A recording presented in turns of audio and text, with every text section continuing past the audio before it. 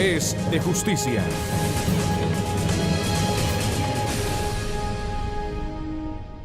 Muy buenos días, estimados televidentes.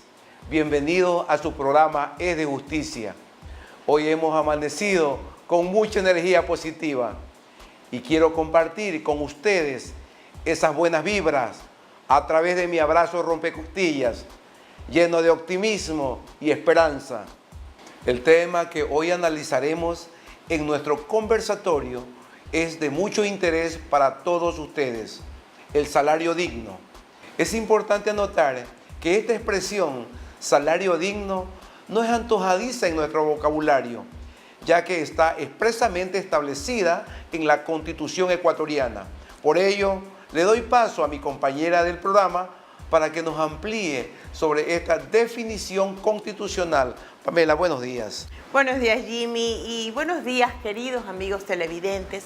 Comparto tu alegría y optimismo. Los ecuatorianos nos distinguimos precisamente por ser valientes y aguerridos, así que a dejar el pesimismo e ir adelante. Solo se fracasa cuando se deja de intentarlo. Y en ese marco decidimos, como tema de este programa, conversar con ustedes, estimados amigos, sobre el salario digno. Y en efecto, la Constitución en su transitoria 25ª dispone que el salario básico se deberá revisar anualmente y con carácter progresivo hasta alcanzar el salario digno, que el salario básico tenderá a ser equivalente al costo de la canasta básica familiar. De igual manera, el artículo 328 de la misma Carta Política establece que la remuneración será justa, con un salario digno que cubra al menos las necesidades básicas de las personas trabajadoras, así como las de su familia. Es decir, que el emolumento que percibe el trabajador no es solo un derecho de él, sino que ahora abarca a la familia. Así es, Pamela. El salario digno es parte fundamental de los derechos laborales en paralelo con los derechos humanos. Recordemos que la Declaración Universal de los Derechos Humanos en 1948, así como en 1966, el Pacto Internacional de Derechos Civiles y Políticos y el Pacto Internacional de Derechos Económicos, Sociales y Culturales incluyeron a los derechos laborales. El tratadista Miguel Canessa afirma con mucho acierto que la normativa internacional entendió que el entorno laboral en que se desenvuelven los hombres y las mujeres trabajadoras tiene que estar protegido por un conjunto de derechos laborales básicos que aseguren el respeto a la dignidad humana. Por ello que el salario digno y equitativo es uno de los derechos laborales consagrados en los principales instrumentos internacionales.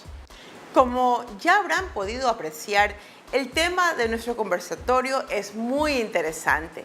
Conoceremos la definición de salario digno, los rubros que lo componen, cuáles son las sanciones y las responsabilidades de los empleadores frente al pago del salario digno de sus trabajadores y muchas otras novedades. Ya regresamos. Al regresar, Que se debe entender por salario digno mensual el que cubra al menos las necesidades básicas de las personas trabajadoras. es de justicia. Estamos de regreso con ustedes para iniciar el diálogo sobre el salario digno en el Ecuador. Ya Pamela nos señaló lo que la Constitución establece como salario digno. De igual manera, el artículo 8 del Código Orgánico de la Producción, Comercio e Inversiones establece que se debe entender por salario digno mensual el que cubra al menos las necesidades básicas de las personas trabajadoras, así como de su familia, y corresponde al costo de la canasta básica familiar dividido para el número de perceptores del hogar. El costo de la canasta básica familiar y el número de perceptores del hogar serán determinados por el organismo rector de las estadísticas y censos nacionales oficiales del país, de manera anual, lo cual servirá de base para la determinación del salario digno establecido por el Ministerio del Trabajo. En el sector privado, los sueldos y salarios se estipularán libremente, pero en ningún caso podrán ser inferior a los mínimos establecidos por la correspondiente comisión sectorial o al mínimo del trabajador en general. Pamela, resulta también importante compartir con nuestros televidentes de dónde surge esta expresión salarios dignos. Así es, Jimmy. Resulta interesante mencionar que la expresión salario digno se usó por primera vez en el siglo XIX, argumentado por muchos académicos y activistas laborales que sostenían que la ampliación del mercado laboral también comportaba la obligación de los empleadores de pagar a los empleados un salario lo suficientemente alto como para que pudieran mantenerse a sí mismo y a su familia. Pero Jimmy, ¿cuáles son los rubros que componen el salario digno? Con gusto los explico los rubros que lo componen. Pero primero, la base legal.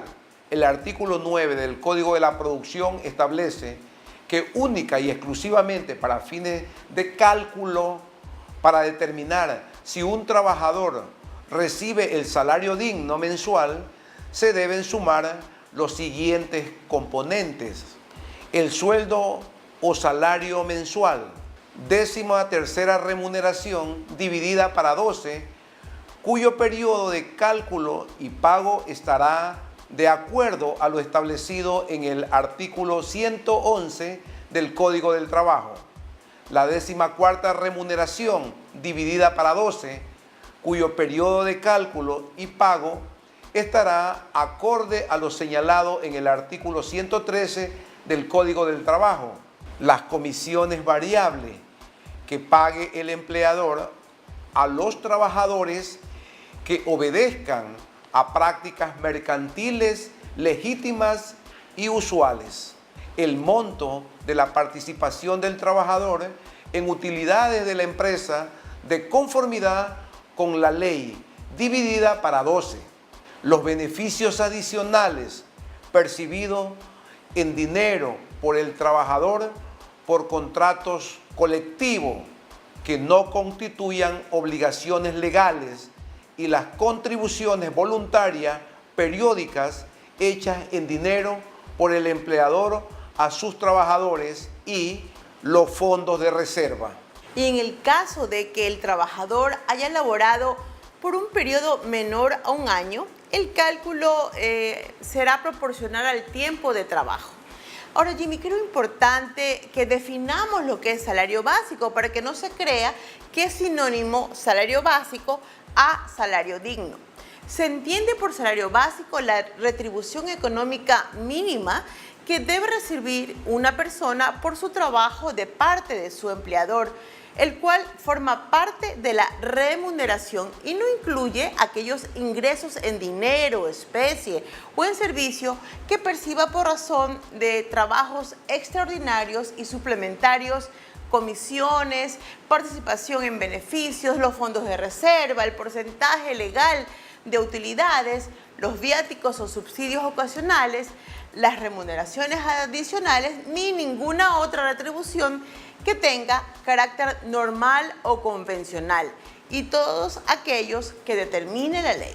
El monto del salario básico será determinado por el Consejo Nacional de Salarios CONADES o por el Ministerio de Trabajo en caso de no existir acuerdo en el referido consejo. La revisión anual del salario básico se realizará con carácter progresivo hasta alcanzar el salario digno de acuerdo con lo dispuesto en la Constitución de la República. De hecho, el Ministerio del Trabajo emitió un acuerdo ministerial en el que se establece el procedimiento para el cálculo, pago y control de cumplimiento de la compensación económica para el salario digno. Y tanto la definición de salario digno como de salario básico unificado, conocido por las siglas SBU, nos ha permitido establecer las diferencias entre el uno y el otro. El salario digno pretende equilibrar la relación capital-trabajo, y aquellos empleadores que no hubieran pagado a todos sus trabajadores un monto igual o superior al salario digno mensual tienen la obligación de calcular una compensación económica adicional que será pagada como aporte para alcanzar el salario digno. Este beneficio es únicamente a favor de aquellos trabajadores que durante el año hubieran recibido un salario inferior al señalado anteriormente. La compensación económica será obligatoria para aquellos empleadores que sean sociedades o personas naturales obligadas a llevar contabilidad, que al final del periodo fiscal tuvieran utilidades del ejercicio y los que en el ejercicio fiscal hayan pagado un anticipo del impuesto a la renta inferior a la utilidad. De ser el caso, la compensación económica se liquidará hasta el 31 de diciembre del ejercicio fiscal correspondiente y se podrá distribuir hasta el 31 de marzo del año en curso, por una vez al año entre los trabajadores que no hubieran recibido el salario digno en el ejercicio fiscal anterior. Para el pago de la compensación económica, el empleador deberá destinar un porcentaje equivalente de hasta el 100% de las utilidades del ejercicio de ser necesario. En caso de que el valor descrito anteriormente no cubra la totalidad del salario digno de todos los trabajadores con derecho a la compensación económica, esta se deberá repartir entre dichos trabajadores de manera proporcional. Los empleadores que en virtud de la naturaleza de la actividad no tengan utilidades no estarán en la obligación de pagar esta compensación adicional a los trabajadores que durante el año no hubieran alcanzado el salario digno. Es importante destacar que esta compensación económica es adicional y consecuentemente no será parte integrante de la remuneración, tampoco constituye un ingreso gravable para el régimen de seguro social ni para el impuesto a la renta del trabajador y será de carácter estrictamente temporal hasta alcanzar el salario digno. Los empleadores, al momento de registrar en el Ministerio de Trabajo el informe empresarial sobre el pago de la participación de utilidades, tienen la obligación de completar la información solicitada por el sistema para identificar a los trabajadores que deben recibir la compensación económica por no haber alcanzado el salario digno. De no hacerlo, el empleador será sancionado con un valor igual al 25% de la compensación económica no pagada a los trabajadores en la forma y los medios que el Ministerio lo establezca, sin perjuicio del correspondiente pago de la compensación a la cual está obligado. Nuestra normativa ecuatoriana en torno al salario digno está en sintonía con la normativa internacional, en busca de promover los derechos laborales, fomentar oportunidades de trabajo decente, mejorar la protección social y fortalecer el diálogo al abordar temas relacionados con el trabajador. Podemos citar unos cuantos convenios que han afianzado los derechos laborales en el ámbito internacional. En 1921 se expidieron dos importantes convenios, el de descanso semanal y el de indemnización por accidentes de trabajo. En 1930 el convenio sobre el trabajo forzoso y en 1951 el convenio sobre la igualdad de remuneración, por citar algunos. Ciertos empresarios han afirmado que la práctica en el pago del salario digno ha debilitado la productividad de sus empresas, disminuyendo sus ganancias y generando desempleo. Otro sector de empresarios han acogido esta normativa ya que reconocen que es un mecanismo para salir de la pobreza y de generar mayor equidad entre los asalariados. A noviembre de 2016, la canasta básica familiar se ubicó en 692,50 centavos. Lo cierto es que en el Foro Económico Mundial se evidenció que Ecuador es uno de los países que más redujo la desigualdad en América Latina entre el 2007 y el 2013. Y respecto a la diferencia de nivel de salarios entre hombres y mujeres, ocupa el tercer puesto en el ranking de América Latina. Ya regresamos, luego del corte, con más información de interés de todos los ciudadanos. Al regresar, Usted debió al cuarto día interponer el visto bueno. es de justicia. Queremos agradecer por sus preguntas y comentarios. Ya está Jimmy listo para contestar sus inquietudes que nos han hecho llegar a nuestro correo electrónico info@esdejusticia.net o por las redes sociales de Jimmy y del programa. Adelante con la primera consulta. Buenos días, abogado Salazar. Lo felicito por su programa. Mi tía falleció y ya se pagó en el SRI el impuesto a la herencia. Parte de los bienes se vendieron y se inscribieron en el registro de la propiedad sin ningún problema, anexando los pagos de herencia, y quedan aún 2 pro indiviso entre herederos. ¿Se debe aún realizar la posesión efectiva?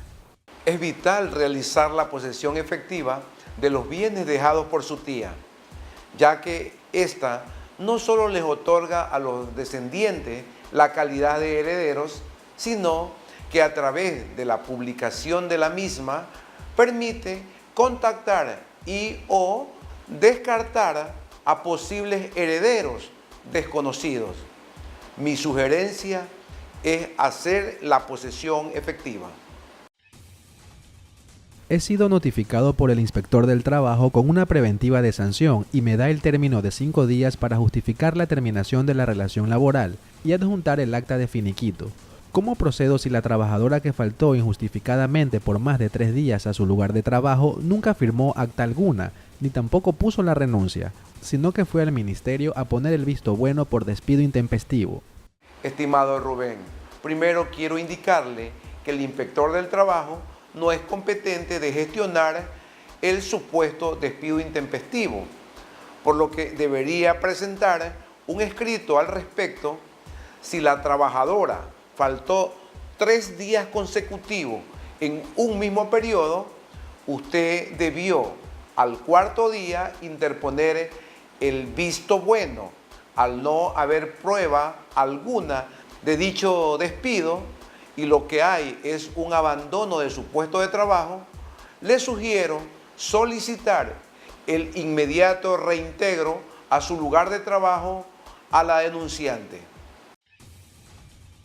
Buenos días, abogado. El padre de mi hijo nos abandonó y quiero plantearle un juicio de divorcio con base a una causal. Mi hijo aún es menor de edad y su acta de nacimiento fue inscrita en Estados Unidos. Dentro de la demanda de divorcio, ¿tiene mi hijo derecho de alimentos a pesar de haber nacido y registrado su partida de nacimiento en Estados Unidos? Estimada televidente, los derechos de los menores no dependen del lugar donde haya nacido el hijo concebido dentro de este matrimonio, sino en su condición de alimentado, en la de sus padres como alimentante. En este sentido, dentro de la demanda de divorcio, debe constar la existencia del menor concebido dentro del matrimonio y reconocido por su padre. Demanda a la que debe usted acompañar una copia del acta de nacimiento y si es extranjera y consta en lengua distinta del español, debe ser apostillada y traducida para que pueda tener validez dentro del proceso, debiéndose tratar la situación del menor y su manutención dentro del trámite principal de divorcio. Es de justicia.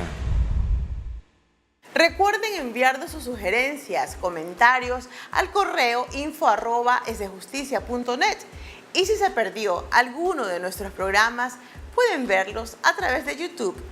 Y para nuestros amigos radioescuchas, queremos poner en su conocimiento que el programa Es de Justicia es retransmitido todos los martes a las 7:30 de la mañana a través de las radios Super K800, Radio La Prensa Sport 100.1 FM, Radio Revolución 770 AM y Radio Carrusel 660 AM. Me despido dejándolos en la grata compañía del abogado Gibi Salazar y el comentario de la semana. Debemos de entender que la aspiración de los trabajadores, además de acceder a un salario digno, es el tener un trabajo digno, un trabajo decente. Ya hemos avanzado bastante en establecer con rango constitucional al salario digno. Además de aparecer dicho parámetro también en normativa infraconstitucional, pero conviene establecer un canal de diálogo entre empresarios, trabajadores y gobierno para crear y dinamizar este tan anhelado propósito. El diálogo es una herramienta imprescindible en todo entorno social, más aún en lo laboral. Mientras más se involucre al trabajador, la empresa ganará en producción. El famoso clima laboral depende mayormente de un trabajador bien pagado y bien motivado.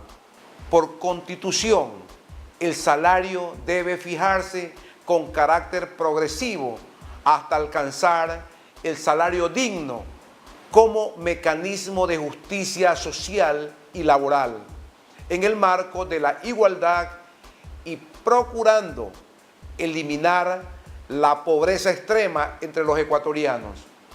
Los dejo con la frase de la semana: la paz no es solo ausencia de guerra, la paz es sobre todo presencia de justicia, salud, educación, seguridad social, salarios dignos y necesidades básicas satisfechas. Que sigan pasando un excelente día domingo.